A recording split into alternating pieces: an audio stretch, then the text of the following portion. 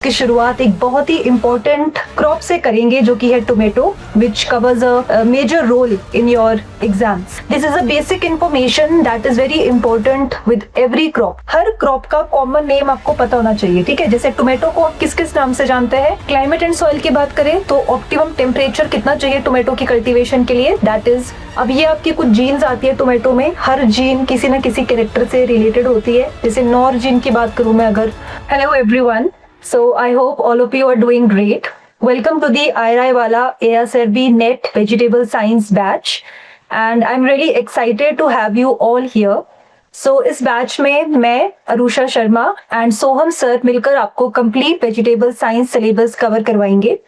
And our aim is not just to cover the entire syllabus but to help you understand the concepts in a very simple and exam oriented manner. Lectures आपके दो mode में होंगे. I will be taking live classes through Zoom, जिसका link आपको share कर दिया जाएगा groups पे.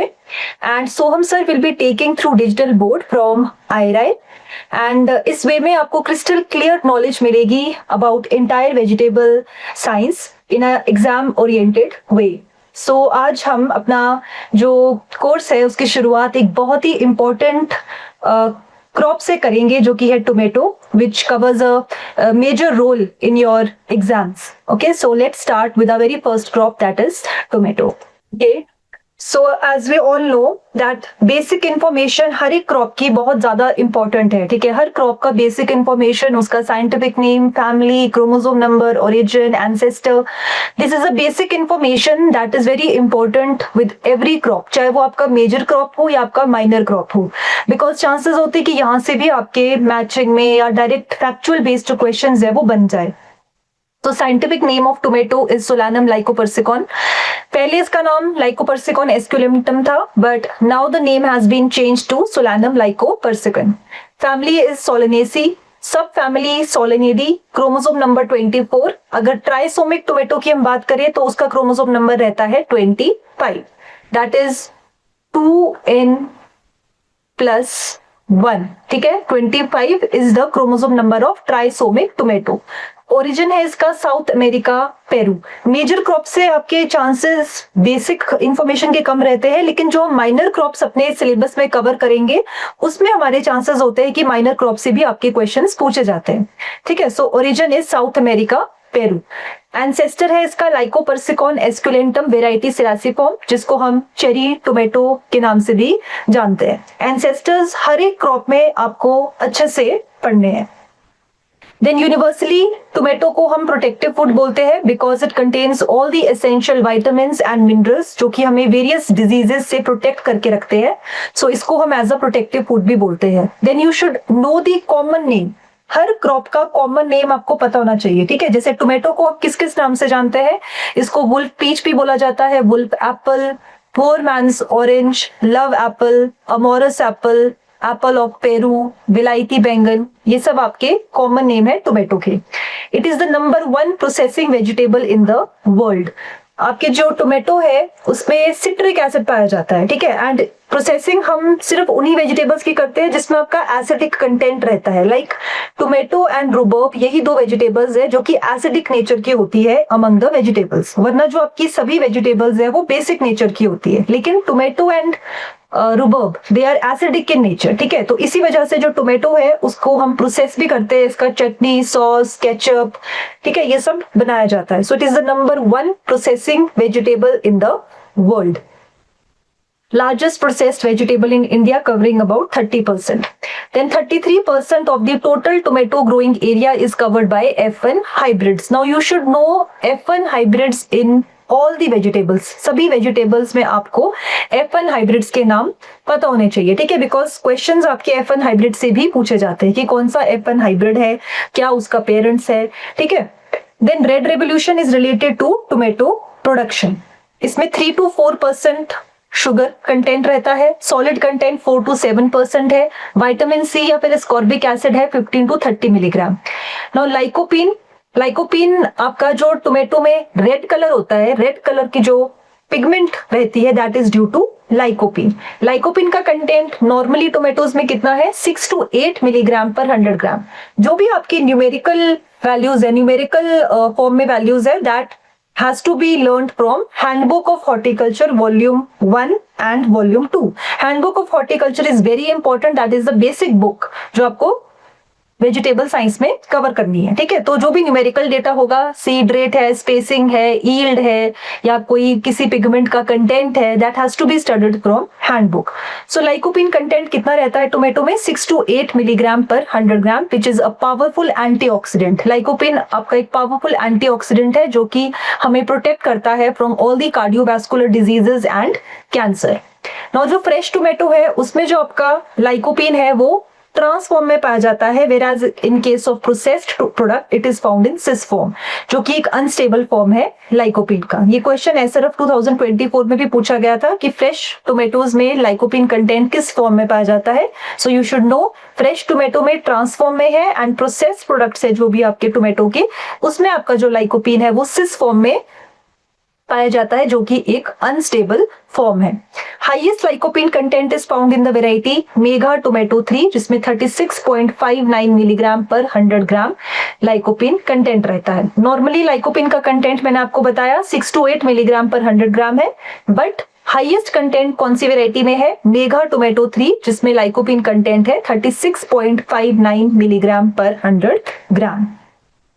Then father of tomato breeding is Dr. C.M. Rick in USA and India में डॉक्टर गौतम काली। ठीक है, साइंटिस्ट के नेम भी पूछे जाते हैं, जो भी इंपॉर्टेंट साइंटिस्ट है किसी भी क्रॉप से related, so you should know which scientist is associated with which crop. First tomato linkage map was prepared by Hendrick and Booth. International Solanaceae Genome Project Cornell University USA में है। Tomato Genetics Resource Center is also in University of California USA.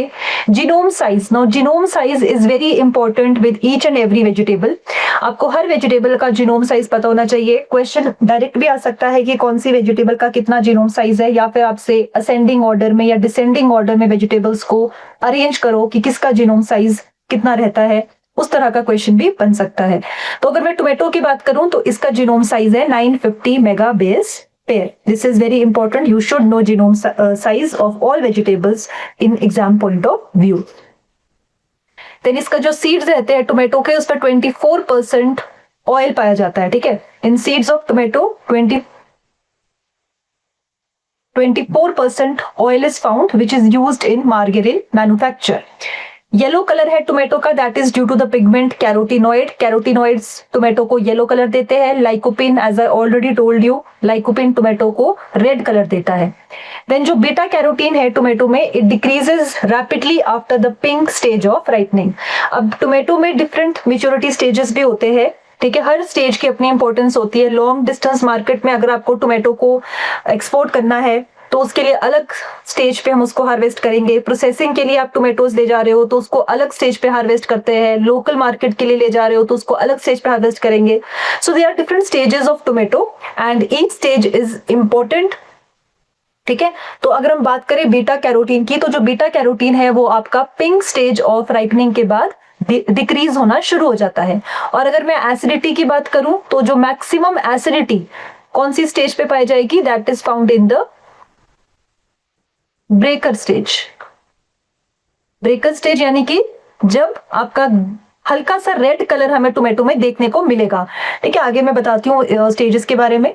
Then tangerine colour is due to prolycopene. जो fruit की aroma है, tomato fruit में जो aroma आती है, that is due to the compound sulfonium. तो ये सल्फोनियम कंपाउंड हमें टोमेटो में एरोमा देगा। एसिडिटी होती है सिट्रिक एसिड की वजह से। ठीक है, देन इसमें ग्लाइको एल्कलॉइड कौन सा प्रेजेंट है टोमेटो में? टोमेटिन इज दी ग्लाइकोस्टेरॉइडल ग्लाइको एल्कलॉइड। इसका जो कंसेंट्रेशन है वो इसके लीव्स एंड फ्लावर्स में ज्यादा है as compare to the fruits. And small hard tomato में भी ये ज्यादा होता है 300 milligram per 100 gram as compare to the large green tomato जिसमें 150 मिलीग्राम पर 100 ग्राम रहता है। Now these are the maturity stages of tomato, very important. यहां से आपको मैचिंग में भी आ सकता है क्वेश्चन, किस स्टेज पे कितना लाइकोपिन है। लाइक मेच्योर ग्रीन स्टेज की अगर हम बात करें, इस पे आपका लाइकोपिन कंसंट्रेशन बिल्कुल नहीं होती, ग्रीन रहता है tomato. And long distance market के लिए अगर आपको टोमेटो को हार्वेस्ट करना है तो हम मेच्योर ग्रीन स्टेज पे टोमेटो को हार्वेस्ट करते हैं for long distant market. Then breaker stage में कितना लाइकोपिन रहता है, less than 10% lycopene is found in breaker stage, जिसमें आपकी सबसे ज्यादा एसिडिटी भी होती है, maximum acidity is found in breaker stage. Turning stage पे 10 to 30% लाइकोपिन कंटेंट रहता है। पिंक स्टेज पे 30 to 60% लाइकोपिन है। लाइट रेड स्टेज पे 60 to 90%। रेड राइप स्टेज पे 90% lycopene content. And red ripe stage आपकी प्रोसेसिंग के लिए यूज की जाती है, ठीक है।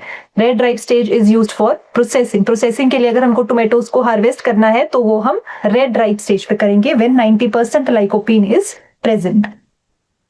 These are the pictures of the different maturity stages. So as you can see that mature green stage से आपका turning stage and then finally red ripe stage पे टोमेटो का ripening हो रहा है।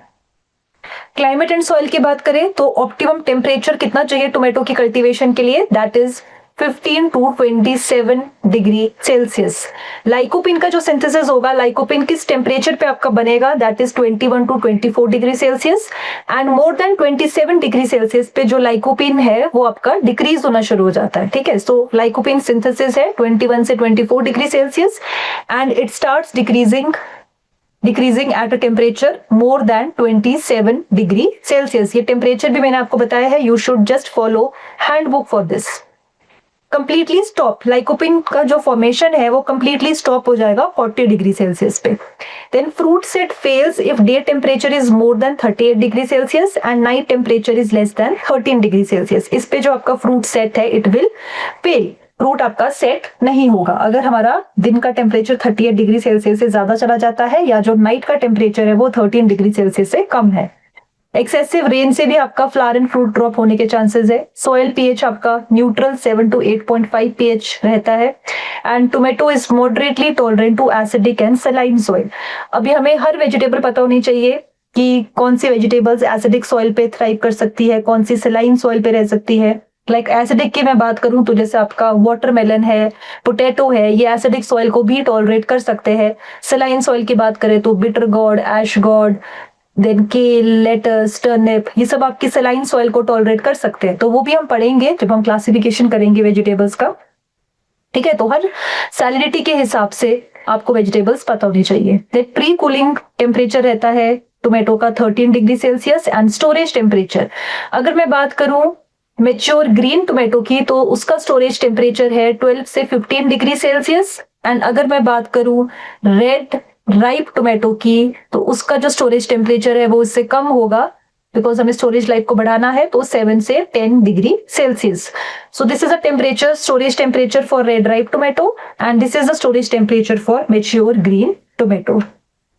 देन वेराइटीज, इसमें 2 टाइप की varieties है। डिटर्मिनेट, जिसकी ग्रोथ एक सर्टन टाइम बाद स्टॉप हो जाती है बिकॉज आपका जो फ्लोरल बड है वो आपके एपिकल पोर्शन में डेवलप हो जाएगी, ठीक है। इस पे आपके हर नोड पे फ्लावर लगता है।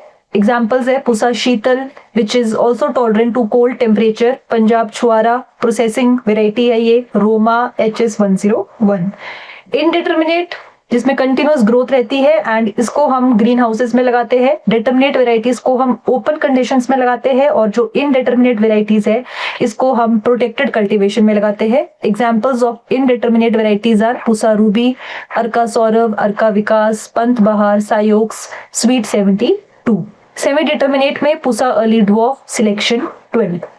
High temperature tolerant varieties, 9 varieties में जनरली क्या होता है, वेराइटीज में प्रॉब्लम आती है कि कौन सी वेराइटी लर्न करें, बिकॉज इतनी सारी वेराइटीज है that it's very difficult to learn each and every variety. So we have a strategy कि हमें जो आपकी मेजर वेराइटीज है, या तो वो आपके IIVR या IRI से रिलीज्ड वेराइटीज है वो हमें याद रखनी है, या फिर कोई आपका बायोटिक स्ट्रेस या ए बायोटिक स्ट्रेस, इसके लिए कोई रेजिस्टेंट वेराइटीज है वो हमें याद करनी है। तो अगर मैं बात करूं यहाँ पर हाई टेम्परेचर जो कि एक ए बायोटिक स्ट्रेस है टोमेटो में, उसके लिए टॉलरेंट वेराइटीज कौन सी है, पंजाब केसरी, पंजाब छुआरा, hot set HS102। Cold set varieties जो कि आपकी लो टेम्परेचर को टॉलरेट कर सकती है, उसमें आपकी एक तो पुसा शीतल है, then one is Kashi Aman, ठीक है। फ्यूजेरियम विल्ट के लिए मारग्लोब्स, रुटगर्स, प्रिटचार्ड, मालालूसी। रूट नॉट नेमाटोड के लिए Pusa 120, Hisar, Lalit, Nematex, Anahu, Atkinson. Bacterial wilt resistant के लिए Arka Shreshtha, Arka Ananya, Arka Abhijit, Arka Alok. Leaf curl virus के लिए Arka Ananya, Hisar Anmol, Hisar Gaurav. Triple disease resistant, जिसमें आपकी कौन सी डिजीज आती है ट्रिपल डिजीज रेजिस्टेंट में? Bacterial wilt, leaf curl virus and early blight. तो इसके लिए कौन कौन सी वेराइटीज है जो कि 3 डिजीजेस के लिए रेजिस्टेंट है? दैट इज अर्का रक्षक, अर्का सम्राट एंड अर्का आदित्य ऑल्सो। ठीक है, ये आपकी ट्रिपल डिजीज रेजिस्टेंट है। एक आपकी 4 डिजीजेस के लिए रेजिस्टेंट वेराइटीज आती है।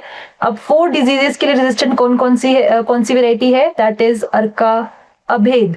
एंड ये 4 डिजीजेस कौन कौन सी है? 4 diseases: late blight, early blight, bacterial wilt and leaf curl virus. ये आपकी 4 डिजीजेस है जिसके लिए अर्का अभेद रेजिस्टेंट है। Next we have processing varieties: Pusa Gaurav, Arka Ashish, Roma, Punjab Chhuhara, Rupali, selection 152, अर्का आहुति। एक्सपोर्ट के लिए चेरी टोमेटोज, ठीक है, जो कि मैंने आपको बताया था चेरी टोमेटो एंसेस्टर भी है हमारे कल्टीवेटेड टोमेटो का। हाई बीटा कैरोटीन में Caro red, high lycopene varieties like Bhagyashree, mega tomato 3 भी है। हाई एसिडिटी में KT4। ठीक है, so these are all the varieties. Majorly processing के लिए कौन सी यूज की जाती है? मेजर डिजीजेस के लिए रेजिस्टेंट कौन सी है? IRI से released varieties, that you should no. अब बात करते हैं सीड रेट की, जो कि काफी क्वेश्चंस आते हैं सीड रेट से रिलेटेड। और seed rate you have to just follow one book, hand book. किसी भी बुक में किसी भी तरह का सीड रेट दिया हो, don't worry, you just have to follow one book, that is hand book of horticulture. तो अगर मैं बात करूं हाइब्रिड सीड रेट, ये जेरफ 2026 में भी क्वेश्चन पूछा गया था एंड एसरेफ में भी पूछा गया है hybrid seed rate of tomato.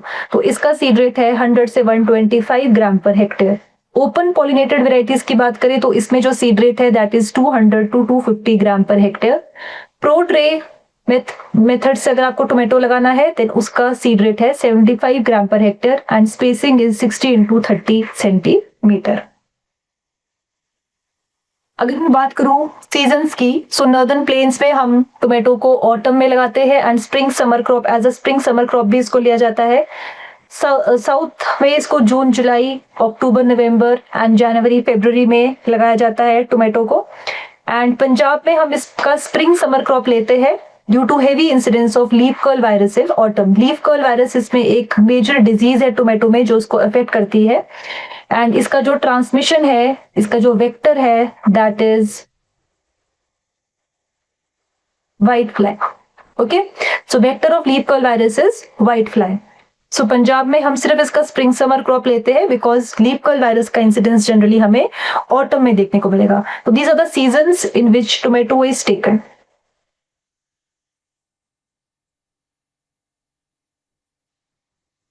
Next we have the genetic sources in tomato. तो जेनेटिक सोर्सेज में पहले सबसे पहले आपको एंसेस्टर पता होना चाहिए, ठीक है। तो जो चेरी टोमेटो है वो इसका एंसेस्टर है दैट इज सोलानम लाइकोपर्सिकॉन वेराइटी सिरासिकोम। अब जो भी वाइल्ड स्पीशीज है उनसे आपके काफी क्वेश्चंस पूछे जाते हैं, ठीक है, कि कौन सी वाइल्ड स्पीशीज है जो कि एबायोटिक स्ट्रेस के लिए रेजिस्टेंट है।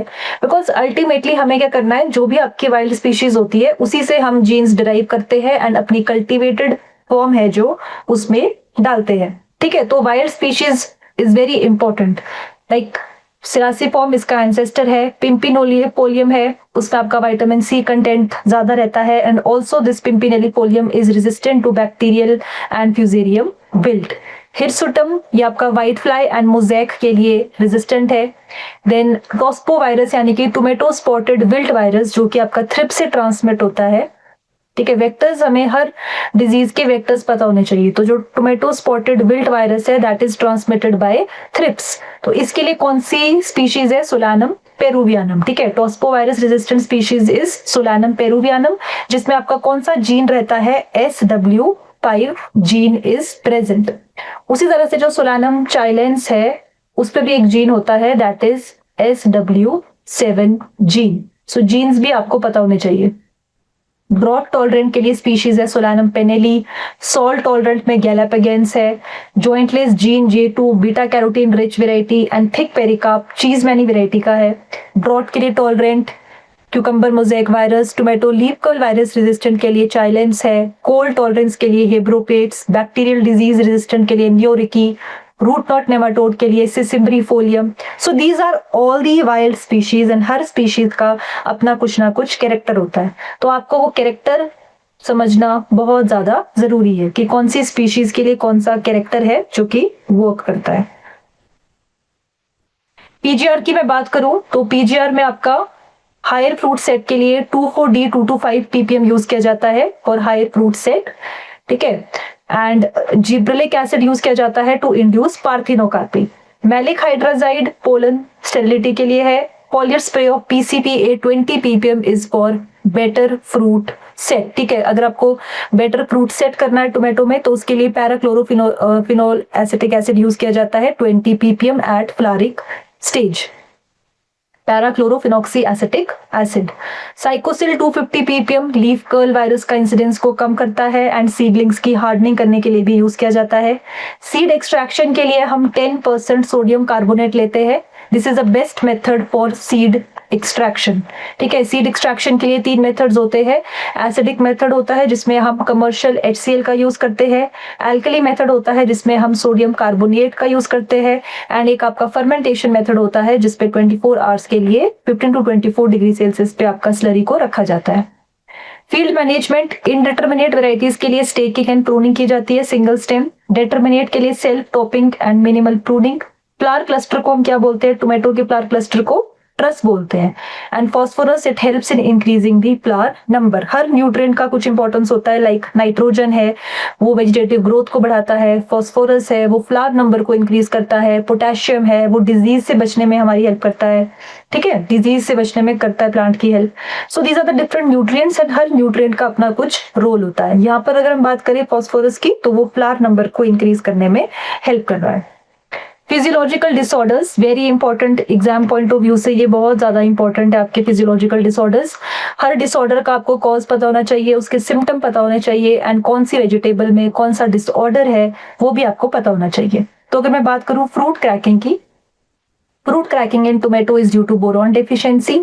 या आपका मॉइस्चर डेफिशिएंसी की वजह से भी होता है फ्रूट क्रैकिंग, ठीक है। डिटेल में आगे हम पढ़ते हैं। Blotchy ripening is another disorder in tomato जो कि पोटेशियम डेफिशिएंसी की वजह से होता है, इसको हम ग्रीन पैक डिसऑर्डर भी बोलते हैं। Blossom end rot is due to calcium deficiency. Puffiness जिसमें आपका जो फ्रूट है वो आपके जो लॉक्यूल्स है वो एम्प्टी हो जाएंगे, ठीक है, seeds locules are unfilled with seeds and pulp. Low temperature and low fertilization या पुअर फर्टिलाइजेशन की वजह से पफिनेस देखा जाता है। सनस्काल्ड है आपका excessive exposure to sunlight. Gold fleck is due to low potassium to calcium ratio, ठीक है, low potassium to calcium ratio, ये JRF में भी पूछा गया क्वेश्चन है। या फिर एक्सेस कैल्शियम ऑक्सैलेट की वजह से गोल्ड फ्लेक देखा जाता है। Slow ripening is also due to potassium deficiency and crease stem is also due to boron deficiency. अब हम डिटेल में पढ़ेंगे। तो सबसे पहले है फ्रूट क्रैकिंग जो कि एक मेजर फिजियोलॉजिकल डिसऑर्डर है टोमेटो में। ये आपके 4 टाइप की होती है जिसमें से मोस्ट सीवियर क्रैकिंग है रेडियल क्रैकिंग। रेडियल क्रैकिंग में होगा क्या होगा? Straight lines from the centre. तो टोमेटो के सेंटर से आपकी इस तरह की लाइंस डेवलप होना शुरू हो जाएगा, इसको हम बोलते हैं रेडियल क्रैकिंग, ठीक है। मोस्ट सीवियर आपकी रेडियल क्रैकिंग है। नेक्स्ट इज बर्स्ट क्रैकिंग जिसमें आपका फ्रूट का जो बाहर का स्किन है वो भी और जो अंडरलाइंग फ्लैश है वो भी आपकी स्प्लिट ओपन हो जाएगी लाइक अ बर्स्ट, ठीक है, फट जाएगा फ्रूट, उसकी स्किन भी और जो अंडरलाइंग फ्लैश है वो भी। क्यूटिकुलर में क्या होता है? जो आपकी आउटर स्किन है उसमें क्रैक्स आ जाएंगे, ठीक है, क्यूटिकल लेयर आउटर स्किन है जो। कॉन्सेंट्रिक में आपके सर्कुलर रिंग्स इस फॉर्म में आपकी क्रैकिंग होगी, ठीक है, अराउंड द स्टेम, तो इसको हम बोलते हैं कंसेंट्रिक क्रैकिंग। कॉजेस आपको सभी कॉजेस पता होना चाहिए, डोंट रिस्ट्रिक्ट कि आपको सिर्फ एक ही कॉज करके जाना है, बिकॉज वहां पर अगर स्टेटमेंट वाले क्वेश्चंस आते हैं तो चांसेस है कि कोई भी कॉज आपको वो दे सकते हैं। सो इसका आपका सॉइल मॉइस्चर डेफिशिएंसी या फिर heavy rainfall after a long dry spell, ये भी आपका इसका कॉज रहता है। High day temperature followed by low temperature with high relative humidity, main cause है बोरॉन डेफिशिएंसी। तो इसके लिए हम क्या कर सकते हैं? बोरेक्स 0.25% स्प्रे करेंगे या फिर 15 to 20 kg per hectare borax का स्प्रे किया जाता है। प्लांट में ऐसे क्या क्या मैकेनिज्म होने चाहिए जिससे आपकी फ्रूट क्रैकिंग से बचा जा सकता है? तो अगर आपके जो फ्रूट है उसमें थिक फॉलिएज है तो हो सकता है कि वो डायरेक्ट सन के एक्सपोजर से बचा सके उसको, या पेरिकार्प की भी थिकनेस ज्यादा है, so that is associated with less cracking. Next disorder is blotchy ripening. Blotchy ripening में हमें क्या मिलता है? टोमेटो है उस पे greenish yellow to whitish patch देखने को मिलेगा, ठीक है, as you can see in the picture, greenish yellow to whitish patch on the tomato. ये जनरली स्टेम एंड पोर्शन पे ही देखने को मिलता है एंड इसका मेन कॉज है potassium deficiency, imbalance of nitrogen and potassium. आपका नाइट्रोजन एंड कैल्शियम का लेवल अगर हाई हो जाए या फिर पोटेशियम का लेवल कम हो जाए तो उसकी वजह से हमें ब्लॉची राइपनिंग देखने को मिलता है। Next is puffiness. Puffiness as I already told you, जिसमें आपके जो फ्रूट का सरफेस होगा वो एकदम फ्लैट हो जाएगा एंड जो लॉक्यूल्स है, जो फ्रूट के अंदर लॉक्यूल्स होते हैं वो आपके एम्प्टी रह जाएंगे, उसमें ना ही पल्प रहेगा ना ही सीड रहेगा, तो फ्रूट का वेट भी इसकी वजह से क्या होगा? कम हो जाएगा। So affected fruit it becomes light in weight and more और लेस हॉलो। इसका मेन कॉज था low temperature and poor pollination. So low temperature and poor pollination की वजह से पफिनेस होता है। इसमें आपका डिसइंटीग्रेशन कौन से टिश्यूज का होता है? पैरेन्काइमेटस टिश्यूज का होता है। दिस इज इंपॉर्टेंट, ठीक है। सो आउटर वॉल जो पेरिकार्प है वो तो नॉर्मल लगेगा आपको, बाहर से फ्रूट नॉर्मल होगा लेकिन अंदर से फ्रूट एकदम खाली होगा जिसकी वजह से उसका वेट भी कम होगा। तो ये आपका होता है पफिनेस में। इसके लिए हमें क्या करना है? To reduce the incidence, normal temperature maintain करोगे, फ्रीक्वेंट इरिगेशन करोगे, बोरिक एसिड 10 to 15 ppm का स्प्रे करोगे या फिर ग्रोथ रेगुलेटर्स का स्प्रे करोगे। Next is blossom end rot. इसमें आपका रिजेस, फरोज, ब्लॉचेस बन जाते हैं ब्लॉसम एंड पे, multi locular formation and fruit becomes misshape, ठीक है। वैसे आपके जनरली 2 to 3 लॉक्यूल्स होने चाहिए, ठीक है, बट यहाँ पर क्या होगा? ब्लॉसम एंड रॉट में मल्टी लॉक्यूल्स बन जाएंगे और जो फ्रूट का शेप है वो मिस शेपन हो जाएगा। मेन इसका जो कॉज है ब्लॉसम एंड रॉट का, दैट इज कैल्शियम डेफिशिएंसी या फिर faulty pollination at low temperature, ठीक है। तो जनरली ये जो है आपका कैल्शियम डेफिशिएंसी की वजह से होता है इन ग्रीन हाउस, ठीक है, इन ग्रीन हाउसेस। लेकिन इंडिया में जो ये है इंसिडेंस ब्लॉसम एंड रॉट का, वो जनरली आउटडोर टोमेटोज में देखा जाता है, ठीक है। In India this incidence is mainly observed in outdoor tomatoes. Sunscald and low temperature energy. Sunscald आपका जनरली तब होता है जब हम टोमेटोज को हाई टेम्परेचर पे एक्सपोज करते हैं। So on exposure of tomatoes to high temperature, इसमें क्या होगा? Whitish, greyish, sunken and papery lesions develop हो जाएंगे, ठीक है। एंड दीज लीजन्स में have a secondary infection of fungus. Chances है कि जहां पर वो लीजन बना हुआ है वहां पर आपका फंगस का अटैक भी हो सकता है, जो कि ब्लैक डार्क स्पॉट्स शो करेगा। कौन सी वेराइटीज में सनस्काल्ड होने के चांसेस है? जिसकी फॉलिएज कम है, बिकॉज अगर फॉलिएज कम हुई तो फ्रूट को फिर वो कवर नहीं करेगी, जिसकी वजह से फ्रूट डायरेक्टली सन के एक्सपोजर में आएगा एंड उसमें सनस्काल्ड होने का प्रॉब्लम है, या फिर फ्रूट का थिन पेरिकार्प है या फिर इमेच्योर साइज है। लो टेम्परेचर पे भी जो आपके टोमेटोज होते हैं, they are frosted and injured, showing whitish yellow to sunken symptoms. Then are the diseases. First disease is tomato spotted wilt, जो कि टोमेटो स्पॉटेड विल्ट वायरस की वजह से होता है। इसका जो वेक्टर है that is thrips. This is very important, you should know the vector of each and every disease. So tomato spotted wilt का वेक्टर थ्रिप्स रहेगा। SW5G जो कि सोलानम पेरुवियनम से ली गई है, वो इसमें रहती है, जो कि रेजिस्टेंस शो करती है टोमेटो स्पॉटेड विल्ट वायरस के लिए। सोलानम पेरुवियनम आपका रूट नॉट नेमाटोड के लिए भी रेजिस्टेंट है, ठीक है। SW5 जीन सोलानम पेरुवियनम से ली जाती है एंड जो SW7 जीन है वो सोलानम चाइलेंस से ली जाती है। टोमेटो लीफ कर्ल वायरस, इसका वेक्टर है व्हाइट फ्लाई। अब लीफ कर्ल वायरस के लिए 4 जीन्स रहती है आपकी, टी अलग अलग है इसमें TY जीन्स, ठीक है। TY2 जो कि साउथ इंडिया में यूज की जाती है, TY1 एंड 3 जो कि नॉर्थ इंडिया में यूज की जाती है। TY2 सोलानम हेब्रोकेट्स, सोलानम हेब्रोकेट से ली गई है। TY1 एंड 3 सोलानम चाइलेंस से ली गई है। इनका भी क्रोमोसोम नंबर है, अलग अलग क्रोमोसोम पे ये लोकेटेड है। Like TY2 is located on chromosome number 11, ठीक है। जो TY2 है वो क्रोमोसोम 11 पे है। TY1 एंड 3 क्रोमोसोम 6 पे है। TY4 4 क्रोमोसोम 3 पे है, एंड जो TY4 is on 3 and TY5 is on chromosome number 4. तो अलग अलग है ये TY genes. Then we have fusarium wilt, bacterial wilt and bacterial canker. Paste की अगर हम बात करें तो इसमें फ्रूट बोरर देखने को मिलता है. साइंटिफिक नेम है Helicoverpa आर्मेजेरा. You should know the scientific name of all the major pests in vegetables. White fly है Bemisia tabaci, serpentine leaf miner that is Liriomyza trifoli, horn या फिर hawkmoth that is Manduca quinquemaculata. So scientific name आपको सभी paste के पता होने चाहिए. Then we have harvesting and post harvest management. अब मैंने आपको डिफरेंट स्टेजेस तो इसकी बताई दी है. डिस्टेंट मार्केट के लिए हम करते हैं मेच्योर ग्रीन स्टेज पे, एंड लोकल मार्केट के लिए हम ब्रेकर स्टेज पे हार्वेस्ट करते हैं. एंड अगर हम प्रोसेसिंग की बात करें तो प्रोसेसिंग के लिए रेड राइप स्टेज पे हार्वेस्ट किया जाता है. फर्मनेस टेस्ट किससे किया जाएगा टोमेटो का? That is tested by durometer. Loss reduction 1.5 to 3% इसमें लॉसेस रहते हैं, post harvest losses. Then seed yield कितनी है टोमेटो की? 100 से 120 kg पर hectare. Now according to Bureau of Indian Standards tomato में 4 प्रोसेसिंग ग्रेड रहते हैं. First is super A, second is super, third is fancy, fourth is commercial. So these are the 4 grades, processing grades according to Bureau of Indian standards.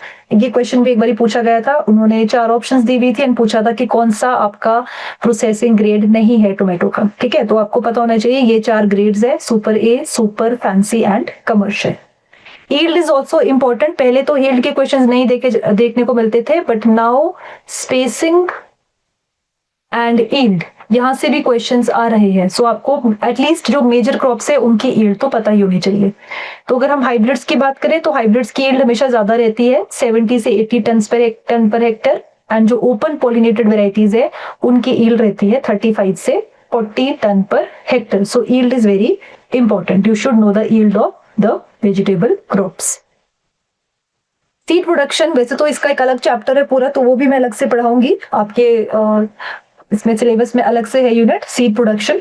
Seed production के लिए सबसे important रहता है isolation distance maintain करना. ठीक है, तो ये आपका टोमेटो एक सेल्फ पॉलिनेटेड क्रॉप है, तो इसका जो आइसोलेशन डिस्टेंस है वो भी कम है. फाउंडेशन सीड की बात करें तो इसमें आइसोलेशन डिस्टेंस 50 मीटर है एंड सर्टिफाइड सीड के लिए 25 मीटर है. These are direct question which are being asked in the exams. तो आपको आइसोलेशन डिस्टेंस पता होना चाहिए. फाउंडेशन सीड का 50 मीटर एंड सर्टिफाइड सीड का 25 मीटर. अगर मैं हाइब्रिड्स की बात करूं तो हाइब्रिड्स में आपका क्योंकि चांसेस है इस पे बिल्कुल भी आपका कंटामिनेशन नहीं होना चाहिए, तो इसके लिए थोड़ा ज्यादा है आपका isolation distance. For foundation seed it is 200 metre and for certified seed it is 100 metre. Planting ratio कितना रहेगा? 1:5. सीड मॉइस्चर कंटेंट, जब हम सीड्स लास्ट में जब आपके सीड्स एक्सट्रैक्ट करते हैं तो कितना उसमें फाइनली मॉइस्चर होना चाहिए बिफोर हम उसकी पैकिंग कर रहे हैं? तो seed moisture content should be 6 to 8%. ठीक है, 6 से 8% आपका सीड मॉइस्चर कंटेंट रहना चाहिए. 1000 वेट सीड वेट, इसको हम टेस्ट वेट भी बोलते हैं, that is 2.5 to 3.3 gram. This is the test weight of tomato, 2.5 से 3.3 ग्राम. हाइब्रिड सीड प्रोडक्शन के लिए कौन सा मेथड यूज किया जाता है? ठीक है, अलग अलग मेथड्स होते हैं. जैसे अगर हम बात करें क्यूकरबिट्स की तो उसमें गाइनोइसी का एक्सप्लॉयटेशन होता है या प्लांट ग्रोथ रेगुलेटर्स का यूज किया जाता है. ठीक है, अगर हम टोमेटो की बात करें तो जो टोमेटो का फ्लावर है वो बड़ा है साइज में. ठीक है, आपके ओकरा की बात करें, ब्रिंजल की बात करें, इन चिली की बात करें, इन सब का जो फ्लावर साइज होता है वो ज्यादा है, बड़ा है. तो इसमें हम क्या कर सकते हैं? हैंड इमैस्कुलेशन एंड पॉलिनेशन का यूज करते हैं. यानी कि हम मेल फ्लावर्स को एक्सट्रैक्ट करेंगे, उसकी बैगिंग कर देंगे एंड डिजायर्ड जो भी आपका फीमेल है उससे हम उसको पॉलिनेट करेंगे. सो hand emasculation and pollination is the technique for hybrid seed production in case of tomato. अब सीड एक्सट्रैक्शन, फाइनली हमें अगर टोमेटो से सीड को एक्सट्रैक्ट करना है तो उसके लिए 3 मेथड्स का यूज किया जाता है. एक है आपका फर्मेंटेशन मेथड, एक है आपका अल्कली मेथड एंड एक है आपका एसिडिक मेथड. फर्मेंटेशन में हम क्या करते हैं? फर्स्टली जो आपका राइप टोमेटो होगा उसको हैंड से या मैकेनिकली क्रश किया जाता है. It is crushed by hand और मैकेनिकली. देन 24 आवर्स के लिए हम इसको रखते हैं at a temperature of 15 to 24 degree Celsius. तो आपको टाइम पीरियड पता होना चाहिए कि हम कितने टाइम के लिए टोमेटो को रख रहे हैं. ठीक है, क्रश करके 24 आवर्स के लिए रखेंगे. कितने टेम्परेचर पे रख रहे हैं? 15 से 24 डिग्री सेल्सियस टेम्परेचर पे हम रख रहे हैं. तो फर्मेंटेशन के बाद क्या होगा, जो आपका डेब्रिज होगा on the top is removed और जो सीड्स आपके सेटल डाउन हो चुके हैं उसको रिमूव किया जाता है from the bottom of the container. जब हम लिक्विड को रिमूव कर देंगे उसके बाद सीड्स को वॉश करेंगे, ड्राई करेंगे अंडर पार्शियल शेड या फिर सन से या फिर dryer at a temperature of 25 to 30 degree Celsius. तो इसमें आपका कितना टाइम लगता है, 24 आवर्स लगेंगे एंड टेम्परेचर आपको याद रखना है 15 से 24 degree Celsius temperature. Next we have is alkali method. Alkali method में हम 10% सोडियम कार्बोनेट या 10% वॉशिंग सोडा का यूज करते हैं विद इक्वल वॉल्यूम। ठीक है, The seed slurry is mixed with 10% washing soda with equal volume and इसको overnight के लिए रखते हैं। नेक्स्ट डे आप देखोगे कि जो भी सीड्स है वो आपके बॉटम ऑफ द कंटेनर में सेटल डाउन हो गए। उसके बाद लिक्विड को हम decant off, the liquid is decant off और सीड्स को वॉश करते हैं with tap water. So this is the safest and best method of seed extraction. This question has been asked, ये सबसे बेस्ट मेथड टोमेटो में seed extraction का कौन सा है? तो सीड एक्सट्रैक्शन के लिए जो सेफेस्ट एंड बेस्ट मेथड है that is your alkali method. Next we have is the acidic method, जो कि क्विकेस्ट मेथड है। 30 मिनट्स में हम इसके थ्रू सीड को एक्सट्रैक्ट कर सकते हैं। इसमें यूज किया जाता है 250 ml कमर्शियल हाइड्रोक्लोरिक एसिड, जिसको हम 10 लीटर ऑफ स्लरी के साथ मिक्स करते हैं and it is left for 30 minutes. Pulp को स्टर करेंगे, देन सीड्स आर वॉश्ड, उसको बाद में सीड्स को ड्राई कर देंगे अंडर सन या फिर ड्राई। ठीक है, कंसेंट्रेशन कितनी रहेगी हाइड्रोक्लोरिक एसिड की, 20 ml पर kg फॉर 30 मिनट्स। जब हम सीड्स को एक्सट्रैक्ट कर देंगे तो उसको ट्रीट किया जाता है 2 से 4% ट्राई सोडियम ऑर्थोफॉस्फेट से फॉर 15 to 30 मिनट्स, ताकि हम वायरसेस से अपने सीड्स को बचा सके। सो वायरसेस को इनहिबिट करने के लिए the extracted seeds are treated with 2 to 4% trisodium orthophosphate for 15 to 30 minutes. Okay, so this was all about the production in tomato. ठीक है, इसके साथ साथ वी ऑल नो दैट हर क्रॉप की ब्रीडिंग भी इंपॉर्टेंट है। तो प्रोडक्शन का लेक्चर आपका यहाँ तक है। ठीक है, टोमेटो प्रोडक्शन, इसके अलावा जो भी मेजर ब्रीडिंग मेथड्स होते हैं हर क्रॉप में, ब्रीडिंग ऑब्जेक्टिव्स होते हैं। ठीक है, चाहे वो आपकी नॉर्मल वेराइटीज हो या किसी पर्पस के लिए हम वेराइटी को ग्रो कर रहे हैं लाइक प्रोसेसिंग के लिए, उसके लिए अलग आपके ब्रीडिंग मेथड्स का यूज किया जाता है। ठीक है, next is advances in breeding of tomato. अब ब्रीडिंग सिस्टम की बात करें तो यू ऑल नो जो टोमेटो है it is a self pollinated crop. ठीक है, आपको पता होना चाहिए कि क्रॉप कैसा है, बिकॉज क्रॉप के हिसाब से ही, उसकी पॉलिनेशन के हिसाब से ही अलग अलग ब्रीडिंग मेथड्स का यूज किया जाता है। सेल्फ पॉलिनेटेड में अलग ब्रीडिंग मेथड्स होंगे, क्रॉस पॉलिनेटेड क्रॉप्स में अलग ब्रीडिंग मेथड्स होंगे। क्लासिफिकेशन की अगर हम बात करें तो मिलर ने क्लासिफाई किया था टोमेटो को दो में, सोलानम लाइकोपर्सिकॉन जो कि आपका कल्टीवेटेड फॉर्म है एंड एक आपका पिम्पिनेलिफोलियम है जो कि वाइल्ड फॉर्म है। इसको हम पिम्पिनेलिफोलियम को करंट टोमेटो भी बोलते हैं। देन मुलर एंड लुकविल ने इसको क्लासिफाई किया था यू लाइकोपर्सिकॉन में जो कि ट्रू लाइकोपर्सिकॉन है एंड एरियोपर्सिकॉन में। यू लाइकोपर्सिकॉन आपका एनुअल फॉर्म है, ये एडिबल है, इसका रेड कलर होता है। ठीक है, एंड ये आपका सेल्फ कंपैटिबल है। इसमें आपकी दो स्पीशीज आती है, cultivated tomato that is lycopersicon and pimpinellifolium, and जो भी बाकी की वाइल्ड स्पीशीज है वो आपकी क्लासिफाई की गई है एरियोपर्सिकॉन में। एरियोपर्सिकॉन कैसा है, ग्रीन फ्रूटेड रहता है, सेल्फ इनकम्पैटिबल होता है, एंड जो भी वाइल्ड स्पीशीज है like peruvianum, hirsutum, glandulosum, cheesmaniae, chilense, pennellii, parviflorum, chmielewskii, all these are included in this species eriopersicon. तो ये आपकी क्लासिफिकेशन है टोमेटो की। देन बोटानिकल क्लासिफिकेशन की अगर मैं बात करूं तो वो दी थी बेले ने इन 1949। इसमें आपका कॉमन टोमेटो है जिसका बोटानिकल नाम है variety commune, potato leaf type का ग्रैंडिफोलियम, अपराइट टोमेटो का वैलिडियम, चेरी टोमेटो का सिरासिफॉर्म एंड फियर टोमेटो का है पायरिफॉर्म। These are the botanical classification of tomato according to their fruit shape and plant spread. Botanical features की बात करें तो आपका जो टोमेटो है it is a herbaceous perennial, लेकिन it is cultivated as an annual crop. Tap root system इसमें रहता है। ठीक है, ग्रीन कलर की स्टेम है, हाईली प्यूबिसेंट, लीव्स इसके पाइनेटली ग्रीन इन कलर रहते हैं, flower colour is yellow cluster में बोर्न होता है, extra axillary in position and racemose side. तो इन्फ्लोरेसेंस टाइप भी आपको हर क्रॉप की पता होनी चाहिए। तो जो टोमेटो है उसका जो इन्फ्लोरेसेंस है that is racemose side and इसके फ्लावर क्लस्टर को क्या बोला जाता है, ट्रस बोला जाता है। क्रोमोसोम की बात करें हम इसमें, तो क्रोमोसोम नंबर इसका 24 है। Chromosome 1 is the largest and chromosome 12 is the shortest. This question was also asked in SRF कि कौन सा क्रोमोसोम आपका शॉर्टेस्ट है। तो क्रोमोसोम 12 शॉर्टेस्ट है and chromosome 1 that is largest.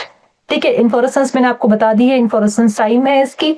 Hypogynous रहते हैं जिसमें सुपीरियर ओवरी है। हाइपोगाइनस मतलब कि जो भी आपके अदर फ्लोरल पार्ट्स है वो ओवरी के नीचे सिचुएटेड है, तो उसको हम बोलते हैं हाइपोगाइनस कंडीशन। ठीक है, यानी कि सुपीरियर ओवरी, ओवरी ऊपर है एंड जो बाकी फ्लोरल पार्ट्स है वो ओवरी से नीचे है। 6 स्टेमन्स इसमें रहते हैं, 6 कार्पल्स रहते हैं। टाइप ऑफ फ्रूट है इसका फ्लेशी बेरी। अब ये आपकी कुछ जीन्स आती है टोमेटो में, हर जीन किसी ना किसी कैरेक्टर से रिलेटेड होती है। जैसे नॉर जीन की बात करूं मैं, अगर नॉर, एनआर और रिन, ठीक है, नॉर जीन आपकी क्रोमोसोम 10 पे है, एनआर आपकी 9 पे है, रिन जीन इज ऑन क्रोमोसोम 5। तो ये तीनों की तीनों जीन्स आपकी डिलेड राइपनिंग से एसोसिएटेड है। ठीक है, nor gene retard the fruit ripening process, ये तीनों आपके राइपनिंग म्यूटेंट है। ठीक है, टोमेटो के म्यूटेंट है जो कि राइपनिंग को इनहिबिट करते हैं। ठीक है, तो डिलेड राइपनिंग होगी, लॉन्ग शेल्फ लाइफ होगी आपके फ्रूट की। ओजीसी की मैं बात करूं तो ये आपका लाइकोपिन की कंसेंट्रेशन को इंक्रीज करता है। ठीक है, इनहैंस्ड लाइकोपिन, लेकिन विटामिन ए की कंसेंट्रेशन को बाय 40% ये डिक्रीज करता है। तो क्रिम्सन फ्रूट आपका ओजीसी जीन की वजह से होता है। ये आपका क्रोमोसोम नंबर 6 पे लोकेटेड है। SP gene is related to self pruning. HP gene high pigment gene है।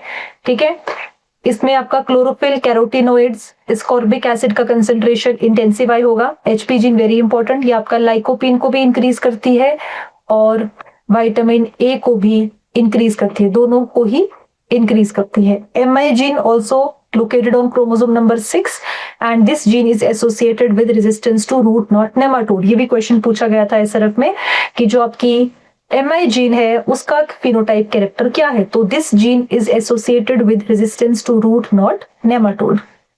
अब ये वाला क्वेश्चन काफी बार रिपीट हो रहा है। टीवाई जीन्स जो कि आपकी एसोसिएटेड है लीफ कर्ल वायरस की रेजिस्टेंस से। सो इसमें जो TY1 एंड TY3 है that is located on chromosome number 6। TY2 that is located on chromosome number 11. TY4 is on chromosome number 3 and TY5 is on chromosome number 4। ये इस बार भी question पूछा गया था, डायरेक्टली आपको मैच करना था कि कौन सी TY जीन कौन से क्रोमोसोम पे लोकेटेड है। Next is tospo virus. Tospo virus already told you, tomato spotted wilt virus. उसका कॉजल ऑर्गेनिज्म क्या है, टॉस्पो वायरस। इस टॉस्पो वायरस की फैमिली है बुनियाविरिडे। वेक्टर यानी कि जो टॉस्पो वायरस को ट्रांसमिट करता है वो कौन सा वेक्टर है, दैट इज थ्रिप्स। सिम्टम्स क्या होंगे टॉस्पो वायरस में, जो यंग लीव्स है they will turn bronze in colour. ठीक है, इसके लिए 2 जीन्स एसोसिएटेड है, SW5 जीन जो कि सोलानम पेरुवियनम से ली गई है एंड यही वाली जीन आपकी कमर्शियली वेराइटीज में भी यूज की जाती है, SW5 जीन जो कि सोलानम पेरुवियनम से ली गई है। नेक्स्ट जीन आपकी है SW7 जीन जो कि ली गई है सोलानम चाइलेंस से। ठीक है, सोलानम पेरुवियनम लेकिन बेस्ट सोर्स है आपका टॉस्पो रेजिस्टेंस के लिए। पेरुवियनम टॉस्पो के लिए भी रेजिस्टेंट है और रूट नॉट नेमाटोड के लिए भी रेजिस्टेंट है। अब हम बात करें फ्रूट कलर की। देखो ब्रीडिंग में अलग अलग कैरेक्टर्स रहेंगे, जीन्स है, फ्रूट कलर है, प्रोसेसिंग है, कोई ब्रीडिंग फॉर डिजीज रेजिस्टेंस है, breeding for abiotic stress resistance है। तो मेजर हमको पता होना चाहिए कौन सी जीन्स है, मेजर स्पीशीज कौन सी है, इसी तरह के आपको वहां पर क्वेश्चंस पूछे जाएंगे। तो अगर मैं बात करूं फ्रूट कलर की तो इसमें 2 आपकी जीन्स रहती है। एक होती है क्रिम्सन जिसको ओजीसी जीन बोलते हैं जो कि क्रोमोसोम नंबर 6 पे लोकेटेड है, और एक होती है आपकी हाई पिगमेंट जीन। ठीक है, दोनों ही यूटिलाइज की गई है ब्रीडिंग में to enhance the fruit colour. अब इसमें जो ओजीसी जीन है वो आपका लाइकोपिन को तो इंक्रीज करती है लेकिन जो बीटा कैरोटीन है उसको वो डिक्रीज कर देती है। कितना डिक्रीज करती है, it decreases vitamin a content bye 40%। वेराज अगर हम एचपी जीन की बात करें तो एचपी जीन आपका कलर को भी इंक्रीज करती है, यानी कि लाइकोपीन को भी इंक्रीज करती है, एंड साथ ही साथ विटामिन ए को भी इंक्रीज करती है। लेकिन एचपी जीन के साथ क्या प्रॉब्लम है, एचपी जीन के कुछ अनडिजायरेबल इफेक्ट्स होते हैं, लाइक स्लो जर्मिनेशन है, स्लो ग्रोथ है, एंड प्री मेच्योर डिफोलिएशन है। These are the undesirable effects of HP gene. ठीक है, slow germination, slow growth and premature defoliation, that is associated with HP gene. Some breeders have avoided using OGC alone because of its negative effect on vitamin A, but for processing cultivar, this gene has a major role. तो OGC gene का use generally हम processing varieties में ही use करते हैं, because ये आपका colour को enhance करती है। अदरवाइज नॉर्मल वेराइटीज अगर हम न्यूट्रिशनल पर्पज से यूज कर रहे हैं किसी वेराइटी को, देन उसके लिए OGC जीन का यूज नहीं किया जाता, बिकॉज ये विटामिन ए कंटेंट को कम कर देती है। ब्रीडिंग ऑब्जेक्टिव्स, हर क्रॉप का फर्स्ट ब्रीडिंग ऑब्जेक्टिव जो कॉमन ब्रीडिंग ऑब्जेक्टिव्स रहते हैं वो रहती है हाई ईल्ड ज्यादा होनी चाहिए, या फिर आपका resistance to biotic and abiotic stresses. तो ये तो कॉमन ब्रीडिंग ऑब्जेक्टिव है। अपने को ध्यान देना है किसी खास बात पे, कोई भी खास ब्रीडिंग ऑब्जेक्टिव है अगर आपके किसी भी क्रॉप से रिलेटेड, जैसे कि टोमेटो की मैं बात करूं तो प्रोसेसिंग के लिए स्पेशली आपका हाई टीएसएस होना चाहिए, लॉन्ग शेल्फ लाइफ होनी चाहिए, फ्लड टॉलरेंस, या फिर development of GMS line for commercial hybrid seed production. Because जो हम हैंड इमैस्कुलेशन एंड पॉलिनेशन से हाइब्रिड सीड्स बनाते हैं उसमें आपका क्या रहता है, हाइब्रिड सीड अगर हम हैंड इमैस्कुलेशन एंड पॉलिनेशन से बनाएंगे तो उसका जो एक तो वो टीडियस वर्क है, ठीक है, लेबर की रिक्वायरमेंट भी ज्यादा है, इस वजह से जो सीड की कॉस्ट है वो भी ज्यादा हो जाती है। लेकिन अगर हम जीएमएस लाइंस का यूज करें तो जो हाइब्रिड सीड है वो इजीली बन पाएगा एंड उसकी जो कॉस्ट है वो भी कम हो जाएगी। ठीक है, so these are the breeding objectives. Processing quality के लिए अगर मैं बात करूं ब्रीडिंग ऑब्जेक्टिव्स की, तो आपके जो वेराइटी है वो डिटर्मिनेट होनी चाहिए, जॉइंटलेस जीन जे होनी चाहिए उसमें फॉर इजी पिकिंग, ताकि मैकेनिकल हार्वेस्टिंग इजीली हो सके टोमेटो की। 2 to 3 लॉक्यूल्स होने चाहिए, लॉक्यूल नंबर कम होना चाहिए, क्योंकि अगर लॉक्यूल्स कम होंगे तो आपका जो सीड कंटेंट है वो भी कम होगा। बिकॉज प्रोसेसिंग में हमें किसकी रिक्वायरमेंट है, प्रोसेसिंग में हमें पल्प, ज्यादा पल्प होना चाहिए, सीड लॉक्यूल्स आपके कम होने चाहिए, सीड कंटेंट आपका कम होने चाहिए। तो 2 से 3 लॉक्यूल्स ही होने चाहिए। विस्कोसिटी यानी कि जो थिकनेस है, जो कि केचप में यूज की जाती है, थिकनेस होनी चाहिए, तो viscosity should be high. Pericarp की thickness more than 0.5 centimetre, titratable acidity 0.4 से 0.5%। You should know the exact number, ये न्यूमेरिकल जो वैल्यू है ये पता होनी चाहिए। TSS should be between 4 to 6 degree brix या फिर more than 5.5। PH should be below 4.5। Lycopene कितना होना चाहिए, बिटवीन 10 to 12 मिलीग्राम पर 100 ग्राम। ठीक है, प्रोसेसिंग के लिए 10 से 12 मिलीग्राम है, अदरवाइज जो नॉर्मल वेराइटीज है उसमें 6 to 8 मिलीग्राम पर 100 ग्राम है। High nutritional quality and flavour quality होनी चाहिए, incorporation of easy peel genes, then solid to acid ratio 15 and sugar to acid ratio 8.5. This is the given standard values for each character. ठीक है, हर character का आपको सिर्फ high low नहीं पता होना चाहिए, आपको एग्जैक्ट न्यूमेरिकल वैल्यू के साथ पता होना चाहिए। ठीक है, तो solid to acid ratio 15, sugar to acid ratio 8.5, lycopene 10 to 12 milligram per 100 gram, acidity more than 5.5, sorry, TSS more than 5.5, pH should be below 4.5. This is very important. ये slide काफी ज्यादा इंपॉर्टेंट है, काफी क्वेश्चंस यहाँ से पूछे जाते हैं। नेक्स्ट अब फ्रूट क्वालिटी की बात करें तो ये मैं आपको कंसेप्ट पहले ही बता दिया है, क्रिम्सन एंड ओजीसी जीन का। ठीक है, ओजीसी जीन विटामिन ए को कम करेगी लेकिन लाइकोपिन को बढ़ाएगी, और हाई पिगमेंट जीन दोनों ही आपके लाइकोपिन और विटामिन ए कंटेंट को भी बढ़ाती है। हाइब्रिड सीड प्रोडक्शन में एक तो आपका फर्स्ट मेथड है हैंड इमैस्कुलेशन एंड पॉलिनेशन, जो कि कमर्शियली यूज भी किया जाता है टोमेटो में। ठीक है, लेकिन अब हम जीएमएस का यूज भी कर रहे हैं इन टोमेटो, या फिर फंक्शनल मेल स्टेरिलिटी, जिसको हम जॉन बे टाइप मेल स्टेरिलिटी भी बोलते हैं। फंक्शनल मेल स्टेरिलिटी का मतलब है कि आपका जो मेल गेमीट है that has the ability to fertilise the female, लेकिन जो पोलन है वो आपका डेसिस नहीं हो रहा है। ठीक है, pollen do not dehisce but it is fertile, it can fertilise the female. इसमें देन स्ट्रक्चरल मेल स्टेरिलिटी का भी यूज किया जाता है, जो कि स्टेमनलेस टाइप होती है, use of exserted stigma type as a female parent, या फिर हम डिफरेंट गेमेटोसाइट्स का यूज कर सकते हैं like FW450, 2,4-D, maleic hydrazide. ठीक है, सो ये आपके डिफरेंट गेमेटोसाइड्स हैं, तो इन सभी का यूज किया जाता है for hybrid seed production. Rest जो आपका seed production in vegetable crops है, वो जो लेक्चर है उसमें भी हम कंप्लीट आपको हाइब्रिड सीड प्रोडक्शन में कौन कौन से मेथड्स है वो कंप्लीट करवाएंगे। Then next is mutation breeding. You should know the varieties which have been developed through mutation, like S12 variety has been developed from Ciox. Pusa लाल मिरुति ये आपकी इम्प्रूव्ड मिरुति का म्यूटेंट है बाय गामा रे म्यूटेंट, ये मैं आपको पहले बता चुकी हूँ. NR, RIN, NOR and one more is Alcobaca, that is ALC. ये सभी आपके स्लो राइपनिंग करते हैं, फ्रूट की राइपनिंग को डिले कर देते हैं. बायोटेक्नोलॉजी में इसमें हम देखें तो ट्रांसजेनिक्स बनाए गए हैं टोमेटो में, जिसके पास इंसेक्टिसाइडल प्रॉपर्टीज होती है, जैसे कि बीटी जीन का यूटिलाइज किया गया है. ठीक है, जिसमें आपका जो टोमेटो है वो रेजिस्टेंट होगा आपका हेलिकोवर्पा आर्मिजेरा फ्रूट बोरर के लिए. या फिर दो ट्रांसजीन्स काइटानेस एंड ग्लूकानेस भी यूज की गई है to generate the plants which are resistant to bacterial and fungal diseases. इसके अलावा CTX-B transgenes and TCP antigenes of Vibrio cholerae have also been developed to develop the edible vaccine. ठीक है, तो ये सभी आपकी डिफरेंट ट्रांसजीन्स है जो बायोटेक्नोलॉजी के थ्रू बनाई गई है. मोस्ट इंपॉर्टेंट थी इसमें फ्लावर सावर टोमेटो. फ्लावर सावर टोमेटो में क्या हुआ था, आपका ये एक ऐसा ट्रांसजेनिक टोमेटो बनाया गया है जिसमें डिलेड राइपनिंग होती है. क्यों? क्योंकि इसमें हमने एंटीसेंस कंस्ट्रक्ट किया था. कौन सी एंजाइम के लिए कंस्ट्रक्ट किया था? तो इसमें आपकी एंटीसेंस कंस्ट्रक्ट किया गया था पॉलीगैलेक्टोरोनेस एंजाइम के लिए. अब जो ये एंजाइम होती है पॉलीगैलेक्टोरोनेस, ये क्या करती है, पेक्टिन को डिग्रेड कर देती है. ठीक है, डिग्रेड्स द पेक्टिन. पेक्टिन को डिग्रेड करेगी तो क्या होगा, फ्रूट सॉफ्टनिंग जल्दी होगी एंड डिट्यूरेशन हो जाएगी फ्रूट की क्वालिटी में. तो हमने ट्रांसजेनिक टोमेटो जो ये फ्लावर सावर बनाया था कालजीन कंपनी ने, इसमें इन्होंने क्या किया था, इन्होंने एंटीसेंस कंस्ट्रक्ट किया था इस जीन के लिए विच एनकोड्स फॉर द पॉलीगैलेक्टोरोनेस. इसकी वजह से जो आपका नया ट्रांसजेनिक फ्रूट बना था वो उसमें आपकी स्लोअर फ्रूट राइपनिंग थी एंड उसकी जो शेल्फ लाइफ थी वो 2 वीक्स लॉन्गर थी as compare to the normal tomato. So this was developed by Calgene company in 1994. This was important. इसके अलावा ये भी एसआरएफ में क्वेश्चन पूछा गया था, एक जीन है HQT जो कि आपका एंटीऑक्सीडेंट प्रोड्यूस करती है क्लोरोजेनिक एसिड, और जो ये क्लोरोजेनिक एसिड है ये हमें बैक्टीरियल डिजीज एंड स्ट्रेस से प्रोटेक्ट करता है. Next is FW2.2 gene. This was also been asked in last year NET exam and SRF exam also.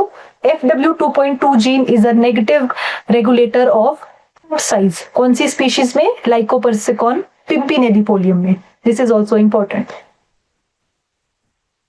Then you should know the varieties as I already told you कि आपको IRI, IIVR इनकी varieties पता होनी चाहिए. ठीक है, specially IIVR पे हम फोकस करेंगे.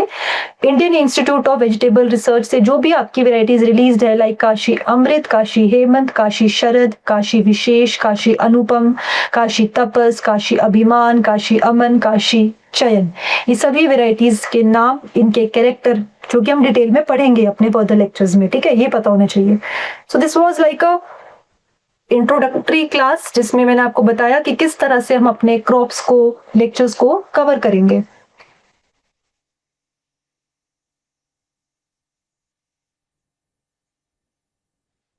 And along with the lectures हम सिर्फ सिलेबस कवर करवाने पे ही हमारा फोकस नहीं रहेगा. हम जो भी आपके PYQs रहेंगे, एक्सपेक्टेड क्वेश्चंस जो रहेंगे एग्जाम में आने वाले एक्सपेक्टेड क्वेश्चंस है, उसको भी हम क्लास में डिस्कस करेंगे with all the tricks, with all the revision. It's a type of 1-to-1 interaction जिसमें हम डिस्कशन ज्यादा करेंगे ताकि हम दोनों मिलके चीजों को सीखें.